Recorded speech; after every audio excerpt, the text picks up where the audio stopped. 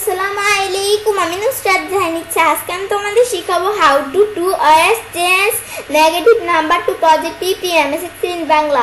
অর্থাৎ আজকে আমি তোমাদের শিখাবো কিভাবে আমরা দুইটা ওয়েতে নেগেটিভ নাম্বার থেকে পজিটিভ নাম্বার চেঞ্জ করতে পারি এমএস এক্সেলের মধ্যে। তাহলে চলো এখন আমরা কাজটা করি। তো করার জন্য আমরা আমাদেরকে মিনিমাইজ করি।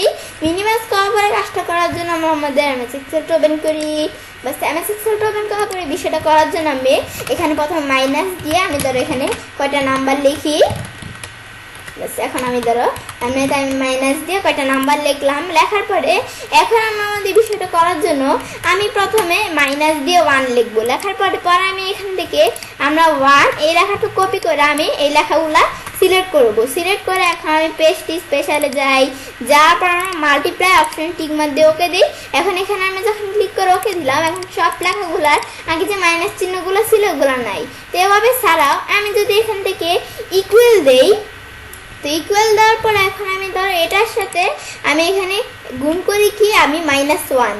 বাস -1 এখন গুণ করার পর আমি যদি এখন এন্টার দিই, এন্টার দিয়ে এখন আমি যদি এভাবে আমি যদি বাকিগুলো ধরে টান দিলেও হবে, অথবা এভাবে আমি যদি বাকিগুলো এভাবে সিলেক্ট করে আমি যদি এখান থেকে যে এভাবে এই লেখাটুকু সিলেক্ট করে পর আমি যদি কন্ট্রোল ডি চাপ দিই তবুও হবে, অথবা টান দিলেও হবে। এই যে আমরা এই যেরকম এটা ধরে টান দিলেও কিন্তু সেম বিষয়টা আসছে।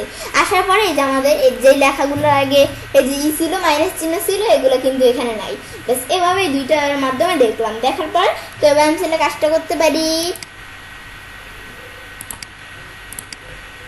এবার খুব সহজেই দুইটাতে নেগেটিভ নাম্বার থেকে পজিটিভ নাম্বার চেঞ্জ করতে পারি এমএস এক্সেলের মধ্যে। ফ্রেন্ডস, আমার আজকের এই ভিডিওটি যদি তোমাদের ভালো লেগে থাকে তাহলে আমার চ্যানেলটি সাবস্ক্রাইব, লাইক, কমেন্ট এবং সবার সাথে শেয়ার করবে।